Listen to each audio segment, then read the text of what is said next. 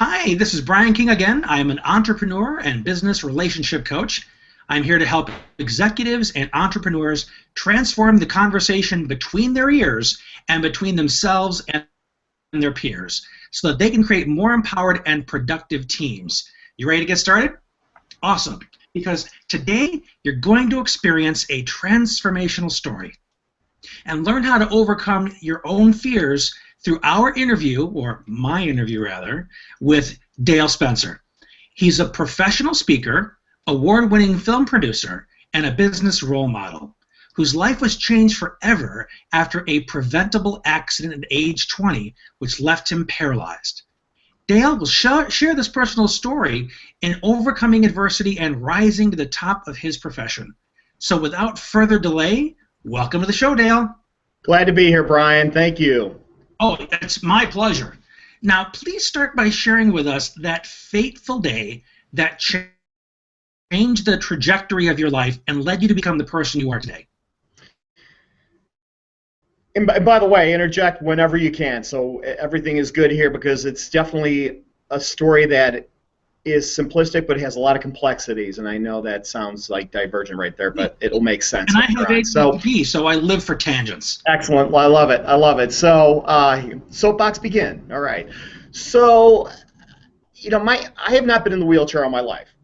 And in fact, the first 20 years of my life, I was able-bodied, and I lived a life, a carefree life, I would say, when it came to not only responsibilities but actions. Actions that not understanding what the long-term effects that those decisions that I would make in my life. So every decision was very rash. I wanted everything done yesterday. I was never that well thought out and prepared guy. I always went from the hip.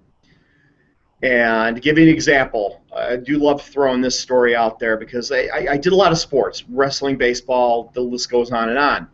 One of the sports I did was horseback riding. I was doing Western style. So I was a wrangler living up at a ranch in Michigan, and we would do rodeos for the guests often. One of these events at the rodeo was a cowboy pickup.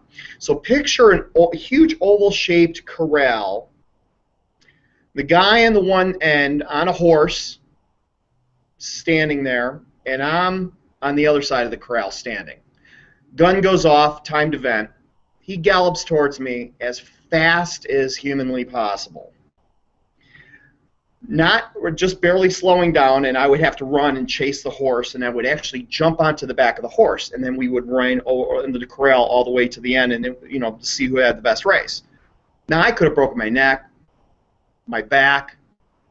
I didn't even think about it. It never came into my mind. I just thought, this is a thrill, this is a blast, I'm doing it, I'm going to impress, especially the young ladies, and that was the attitude I took with a lot of things. Fast forward to 1988. It was December. It was at Northern Illinois University. This is in DeKalb, which is about an hour and a half. You know DeKalb very well, Brian. The Northern Illinois campus is about 5 minutes from my house. Yeah, exactly. So I was, and you'll remember this place. It's Greek to me. It was a restaurant out there right across the street from Tom and Jerry's. There's a railroad trestle behind there. It was the Burlington Railroad going east and west. Oh, I know exactly the one you're talking about. It's right next to the gas station. You got it. That's it. 12:30, 1 o'clock at night, I was with some friends on our way to a party, very poorly lit area. We decided to, actually, we were spread out, and I was walking on the trestle. Couldn't even see in front of me. There was no barriers on the sides, and I'm walking across. I slipped over on one of the railroad ties, and I fell over. And it was about a 3 to 4 story drop. I hit the river. In this case, it was called the Kishwaukee River. Mm-hmm. It was very low. There's a couple of things that attributed to my survival. Number one, the river was super low, so I was only partially submerged. Number two, after a devastating fall like that, I was still conscious. Now, people that have traumatic injuries, they can lose consciousness for moments, hours, days, weeks, perhaps even months. My case, I knew exactly what was going on. Well, first I had to process the fact that one moment I'm on the tracks and one moment I'm laying in a river, and it's freezing, and it's about 35 degrees out. So I had to process that. Next thing was I had to get out of there, my first instinct. So I tried to move, sharp pain down my back. Felt for my legs, completely numb. And at that point, I knew I was in trouble. So I screamed out to my friends, and I didn't stop until somebody came down. They did find me. They knew not to move me because I was still. They went to a local house, knocked on the door, and the neighbor let them use the phone. They called an ambulance. Ambulance came over. Paramedics approached me and asked me some questions. And the way I was answering, they knew that I had a pretty serious injury, and so they took all the precautions. They collared my neck. They put the flat board underneath me. They put me gently into the ambulance and brought me to a local hospital. My injury is quite severe. Even before they were going to give me x-rays, they knew that they needed to send me over to a level 1 trauma center. So they did. They brought me over to Northwestern Memorial Hospital, which is downtown Chicago. Now, I'll never forget this. On the way there was a female paramedic that was taking my vitals, blood pressure, pulse, and she was also doing this pin poking test so that it would see where my level of injury was. Now, at this point, I thought it was a shock to my system. I just thought, okay, well, my body's numb, and it's going to have feelings sooner or later, but I asked her to do it every couple of minutes. And the closer I got to Northwestern, the more serious in my mind I thought it was. And the fact that, okay, well, something's wrong here. This is not only just a shock to my system. They took me to the emergency room, took the battery of tests, exams, x-rays, and I did have a spinal cord injury. Now, for those who are not too familiar with the anatomy, on the central spinal column there are 3 sections. There's cervical, thoracic, and lumbar that encase the spinal cord. Cervical has 7 bones, thoracic 12. I swear this is not going to be a doctoral type of statement or anything like that. But it's really helpful for context. Okay, thoracic level is 12 bones. Now what happened was when I landed, it snapped my back. That T12 smashed right into the spinal cord. So the doctor's main priority was to get that bone out of there. Now to this day, there's no cure for spinal cord injuries. So they took that bone out. It was 11 hours, by the way, and they took bone fragments from my lower left leg and my right hip. Now what they did was they formed a new vertebrae, put it into my spinal column, took 2 12-inch rods, fused it into the spinal column to make sure that that bone was immobile while it was healing. Now, in fact, I still have the rods in to this day. It brought me to intensive care. Now, I tell you, the physical aspect of this was intense, but the mental and emotional was equal, if not more. And it was wonderful to see a lot of familiar faces. I mean, this is before finals week, and I had all my fraternity brothers going up to visit me, knowing that their grades could be affected, but you know what? It was their friend. They wanted to see me, and it was just fantastic, and it meant the world to me. Now, this is 26 years later, and I still feel that this was like yesterday, that I remember all those faces in my mind and exactly what they were telling me. And so that's how clear I was and exactly what was going on during every step of this process. One aspect is the parental aspect. My parents did get the call middle of the night saying their son's severely injured. You got to get down to the hospital right away, and I feel tremendously guilty to this day for what I put those people through. And it was tough. It was really tough on them, especially my mom. She was big into control. Control meaning that she wanted the best of my life. And you know, something like any parent, if if your son or daughter is injured or there's an issue, you want to make sure that they have the best health possible. Well, my mom had no control over this because this was a permanent injury. And so to this day, I do feel guilty, and I do have a lot of heartache. And so I always try to promote that message when I talk to my young audiences and let them know that, you know, their decisions can affect the rest of their lives. And then I share my own personal story. Yeah. I'm curious, because you said you feel guilt over this after what you did to these people. It's not like you went to a frat party, got hammered, and decided to get behind the wheel of a car, right? So True. What is it about this accident that you take that much responsibility for? I put myself in harm's way. I should not have gone on those railroad tracks in the first place. And just a simple decision like that cost me my legs and affected me, and not only me for the rest of my life, because it's not all about me, but my support group.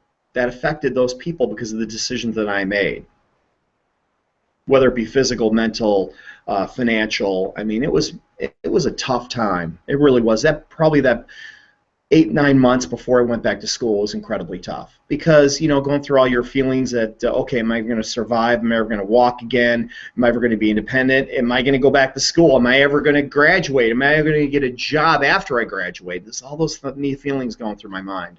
All those questions, but no answers, right? Well, the answers came, but the answers didn't come yesterday, today, or tomorrow. It came over a course of time, which the only way that was going to happen is if I instituted goals in an everyday process to make those things happen. So with all those questions, basically having to reconstruct what your life needed to be now. You didn't have your legs. You weren't going to navigate the world in the same way you did before. So I imagine there was some rehab, right? 2 months of inpatient intensive rehab.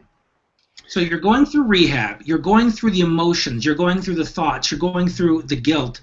And as you're taking all this in, you're constructing this new reality that you have. Did you remember some of the key decisions that you needed to make in order to prepare yourself for this new life you were walking into? No pun intended. You could say roll, by the way. That's fine. This new life that you were rolling into. Well, what were some of the key decisions that you had to make to get ready for that? Those decisions came down the line. I tell you, the day I was admitted into RIC, which is Rehab Institute of Chicago, downtown Chicago, mind you, for 2 weeks I was in intensive care. So I was laying on a gurney. I did not sit up at all. I'm laying on my side, and I was being brought into admittance. So they did all the register, the paperwork to get me admitted into the hospital, the room, and the whole program, etc. So a couple of nursing assistants came over, and what they did was they sat me up like I'm sitting up right now. Now, when you're laying down for a very long period of time and you sit up very abruptly, and then you get a little momentary spin, and then you just get reoriented. Mm-hmm. Times that by 1,000 plus. Yuck. The whole world was spinning because I hadn't sat up since my injury. So that was a good at least 2 weeks. So not only that intense feeling of nausea and the world spinning in my eyes, that was a damning moment that I knew that if I can't even sit on my own, which, by the way, I fell back down without even being able to use my torso muscles to sit up like I'm sitting up now. If I couldn't even do that on my own, how am I going to get out of the hospital and leave an independent life? Because, by the way, that was the end goal, is to become independent. Independent meaning that I didn't need anybody's help when it came to rolling around, opening doors, getting into a bathroom, getting into a car, getting into a shower seat, getting into a bed or out of a bed. How was I going to do any of those things where I can't even sit up on my own? So I knew right there, and by the way, when I did sports back in the day, I did a lot of training. I knew what it was to train to build my body up. But that was nothing compared to what was in store for me, because if I couldn't even sit up on my own, how am I going to be able to get into a chair and roll around? It was mind-boggling at that point. So I knew at that moment, and I'm kind of rambling on this, but there's a point, and the point is that how am I going to accomplish any goal when I can't even sit up and do something on my own? And then I found out later that day that I was scheduled into several programs through physical therapy, occupational therapy, my psychiatric help, my support groups, the wheelchair classes, excursions, because the world doesn't revolve around being into a hospital. There's the crazy unknown outside world that's not ADA, meaning American Disabilities Act, which was enacted in 1990. And by the way, 2014, we're in a very metropolitan, insular type of city, being the Chicagoland area, and there's still a lot of places that are not wheelchair accessible. So how do I get from being in a hospital bed to getting out and about in a very non-compliant environment? And everybody was working with you on how to navigate that world as it was then, correct? So in my mind, I thought some people were against me because they were all about nurturing that. They understood. In fact, I remember I was at NIU actually the other day doing a lecture to an honors class, and one of the students asked me. They said, "Well, Dale, how did he phrase this? How did you deal with getting in or working with the therapists and seeing how the reactions to you were as a result of the way you acted? Like you said, you couldn't do this, you couldn't do that. How would you want them to react to somebody?" Because a lot of these people were students to become physical therapists in the first place. How do you think it would be a good way to approach it? Now, it's a two-pronged approach there, because I knew in that physical therapist's eyes or the occupational therapist's eyes that they were empathetic to my situation because I was in intense pain. I couldn't even sit without doubling down, screaming in pain. They knew where I was coming from. You could look at that in their eyes. However, it was trumped by the job that they had to do at that particular hour. There was a certain amount of goals that had to get done, and they might look like a jerk in the way that they would convey that message to me to make sure that I would do that certain type of goal, whether it be sit-ups, push-ups, or lifting myself off the chair. But I had to do it. There are certain goals in order for me to get discharged out of the hospital. Because remember, Brian, that was the end goal. I needed to get out of the hospital and get to the rest of my life. And they were an integral part in doing that. So, the thing I'm picturing for myself here is, in any situation in life, whether it be personal, business, education, you have that real big pain point that seems to be all-consuming, overwhelming, but you know darn well if you're going to accomplish your goal, you've got to find a way to push through that pain, right? Yes. And one of the big things you talk about with your audiences is that pain in the form of fear, right? Yes. So what was it about your specific experience that led you to say, man, you know what? Fear is really the thing that's holding us back, and I've got to take this message out to audiences and teach them how to overcome it. Trying to think, what story should I tell first, because I am going to bounce forward in time, that when I go in front of my keynote speaking audiences, I still get leg pain. And yes, I can't walk. It's been 26 years. My level of injury is right under my hips. I can't run, walk, jump, feel, can't even move my legs at all. But I have this nerve pain. It's not a phantom pain. It's at the level of injury, and it's very sharp, throbbing, numbing pain, all the above. And one of the biggest fears that I had was getting in front of the audience, and 10 minutes into the speech, my right leg would fire up, and I wouldn't be able to utter another word. Now, this is funny. I got to tell you this. This is kind of a trade secret. So I'm talking in front of this one audience. It was an association about a year ago, and it was about 10 minutes into the class, or into the keynote, and it fired up. It was so bad that I wanted to scream, and I didn't. What I did was, after each sentence, I paused and took a deep breath. And it was my part of maybe like minor meditation, focusing on the next story, the next anecdote, the next point, the next tip that I had to give to the audience. And so after I took that deep breath, I would segue into the next sentence, and I would do the same thing until the pain was gone. And then in this case, it was probably 30 seconds, 35 seconds, whatever.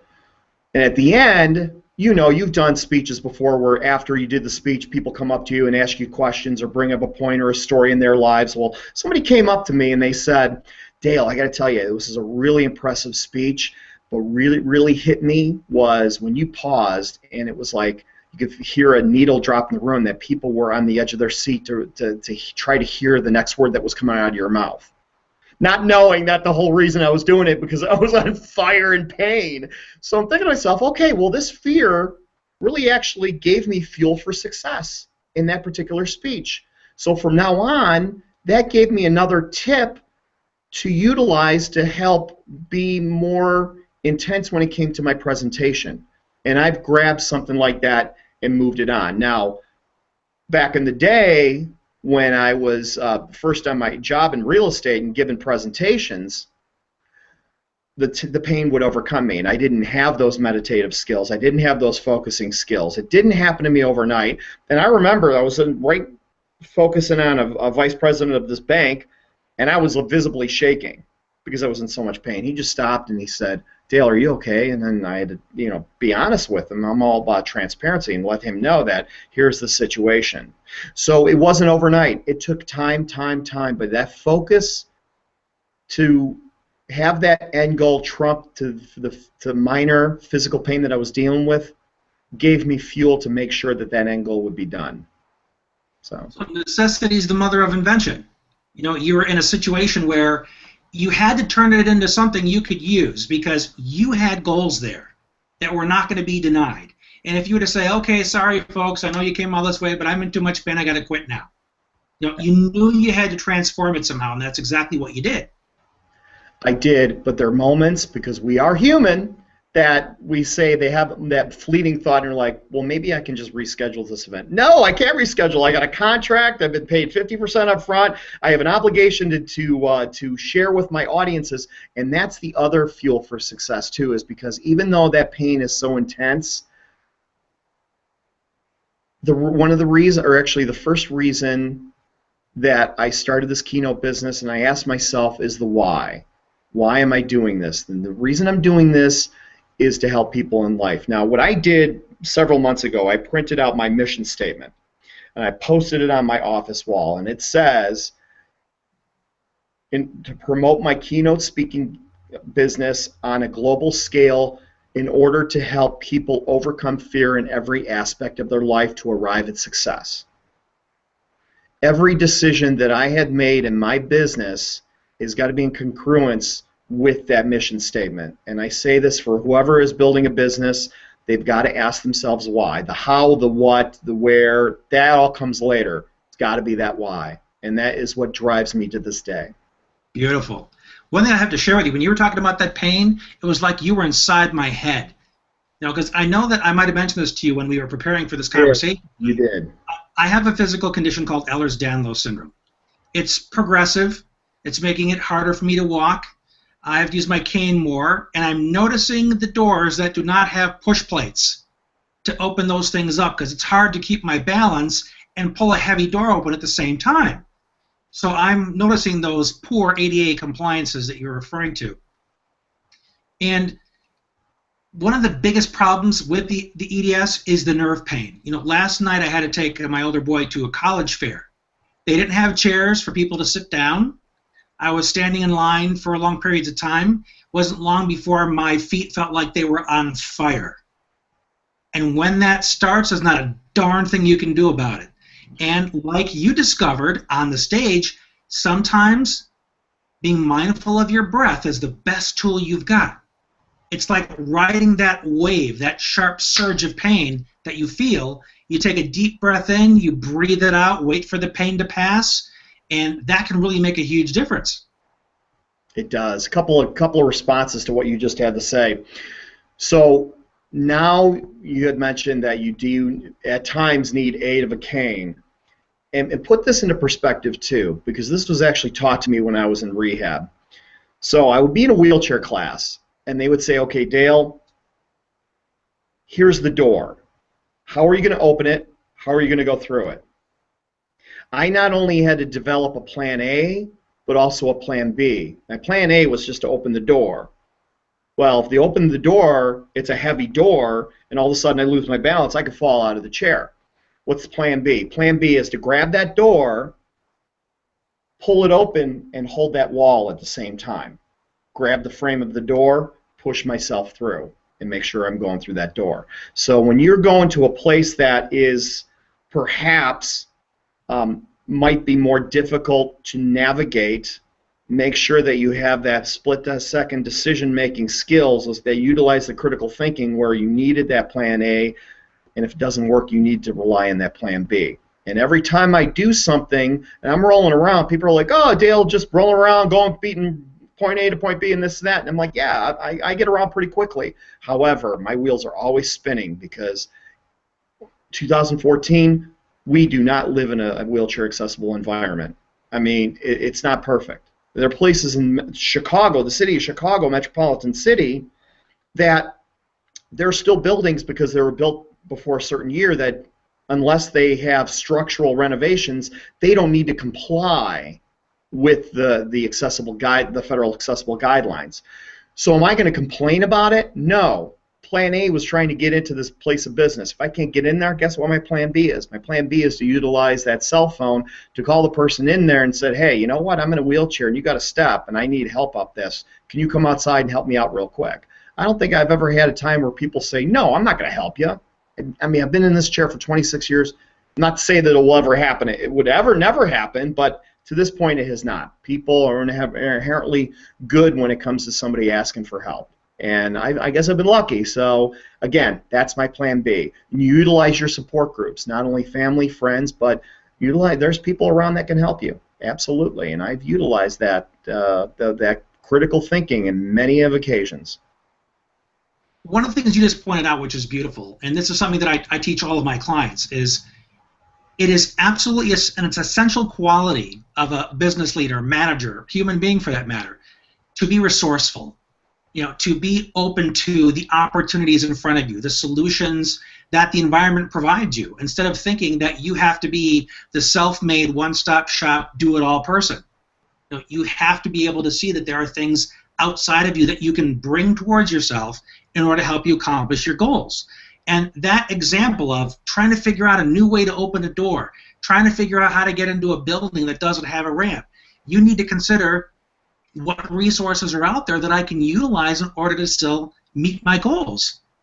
And can I add on to that? So we're talking a lot about my rehab skills, but you know what? A lot of it can segue into the business world. So, I started my keynote speaking business. My epiphany of my passion in life and how to utilize my focus to get to those main goals to help my passion succeed was in 2011. Now, it wasn't one of those deals where all of a sudden I had the idea. I'm like, okay, I'm going to start talking to audiences right and left. You know that there is like what I like to call an embryonic stage. During this embryonic stage, I have had copious amounts of coffee with keynote speakers that have monetized their business to build a successful company, authors, because I am writing a book, and then people that built different businesses from the ground on up, no matter if it's in the keynote speaking business or other industries. I wanted to see what they made successful, not only just their ideas and their focus and their persistence and their perseverance, but also the pragmatic approach, the skills, and exactly what pieces that they needed to put together to establish those building blocks on their foundation of their business to vault themselves to success. And so what I did was, and I usually don't ascribe to everybody's philosophy, but if I can grab some ideas from them to build my business to the next level, I'm going to do it. So I have a business coach now. I have a business development firm that helps me on a multi-pronged effect when it comes to PR, the website, the graphic design, the logo, the branding image, the merchandising, the script content, because we're always creating content, always. And what other approaches? What are working for people through webinars, through video conferencing, for personal development conferences in my state and different states? And for you out there who own their own business, or even part of some of the business, there should be a percentage of your income, whether it be 1, 2, 5%, that should, or actually I say must be allocated to personal development, to build us up as a personal and professional side. And I'm doing that. And I've been told that by so many people, and it has been just wonderful, really has. Absolutely. I mean, the metaphor I use, or the saying, mantra, if you will, is if you're not growing, you're slowing.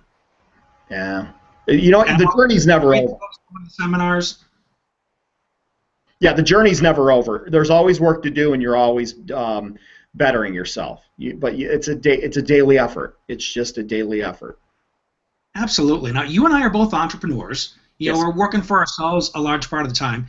And I know with this wonderfully erratic economy that we have these days, I'm hearing from more and more of my colleagues, they say, you know what, I'm really thinking about going out on my own. I've always wanted to have my own business, but something's holding me back and I can't figure out what it is. Do you have any advice for those people who just can't get past that barrier to taking action and starting their business? Yes, I do. First off, do your research. Prepare, prepare, prepare. Understand what you're getting into. If you're passionate about something, how are you going to be able to make a sustainable living? Now me, I think it was a little bit easier as opposed to yourself because I'm a single guy. I'm not married. I don't have any kids. So you had a family. So there's different things that you have to consider. So you have the financial component. That's number one. Number two, do you have the confidence to do it? How much do you believe in your craft and you to promote that message and that business to local, regional, national, global? How marketable is this business? How unique is the message that's going to help you stand out from the others? And that's why I tell you, I was on that, I always say, the embryonic stage for literally a year and a half to make sure that I am making the right decision. Now, it's not one of those deals where I'm going to be quitting my job one day, because I'm a mortgage banker by trade, been doing real estate for 20 plus years, quit that one day and I'm going to be making a ton of money for speaking and helping everybody all over the world. No, I mean, it's like any other sales development type of business that it's going to take a good 3 to 5 years to really build a solid client base. And you got to be working on that day in and day out. So it takes time. It's, again, not rash decision. Remember, before my injury, I was all about rash decisions. I learned the hard way, but you know what? It's a blessing on many different levels, and this is one of the levels. Yeah, one thing I want to add is I started my practice, my clinical practice in social work. I moved to coaching since then. But this was before Facebook. It was before Twitter. We had to go and market ourselves the old-fashioned way. So one of the main advantages that people have today is this free social media universe where you can create a profile page. You can start tweeting and creating relationships and seeing if people respond to what it is you're doing, and it's all free market research. So, it is, Brian, but people have to they can go out there and start doing this now.